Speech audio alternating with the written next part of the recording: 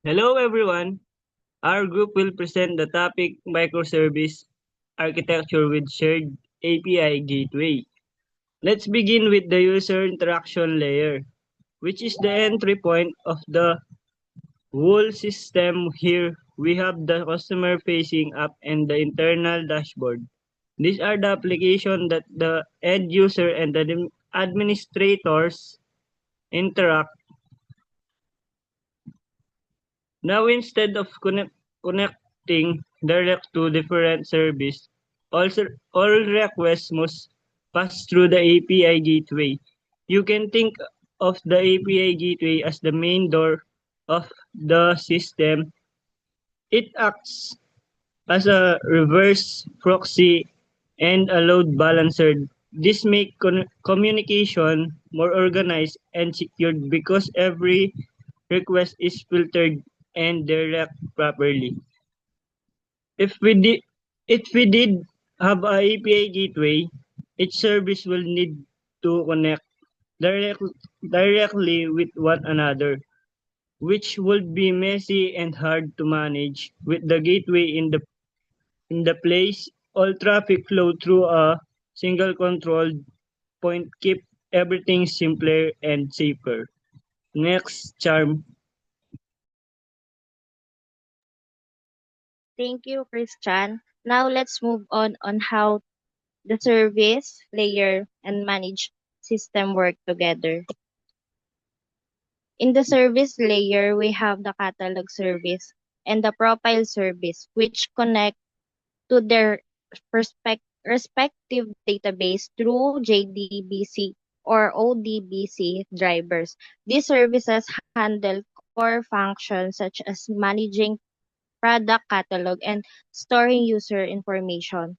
To handle communication between services, the system uses a message queue like RabbitMQ or Rafka instead of sending information directly and expecting an immediate response.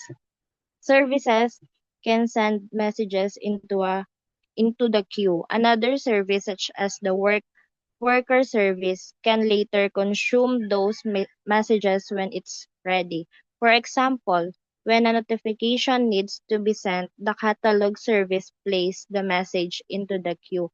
The worker when picks it up and sends out an emails or SMS to the user if needed.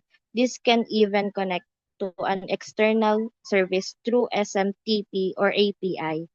This approach ensures that the system remains reliable and efficient, even if some components are busy or temporarily unavailable.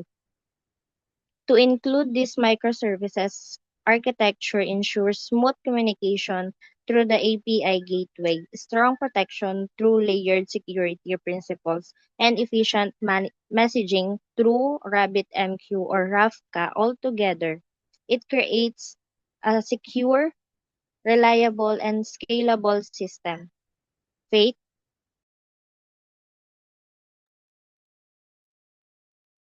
Now, let me explain the security controls that make this system safe.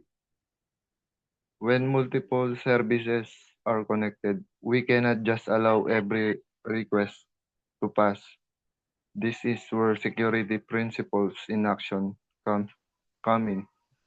The first principle is SP1, Zero Trust Security. This means no request is trusted by default. Every interaction must be authenticated and authorized, even if it comes from inside the system.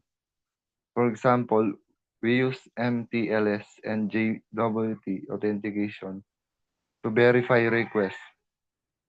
The second principle is SP2, Depends in depth. This applies multiple layers of security. So even if one layer fails, others still protect the system. The third principle is SP3, least privilege. This means each component, like the catalog service or profile service, only has the minimum access it needs to perform its job. For instance, a service that reads user data cannot change or delete it. With these principles in place, we ensure that every request is carefully checked, limited, and monitored before it can access sensitive data like the catalog database or the user database.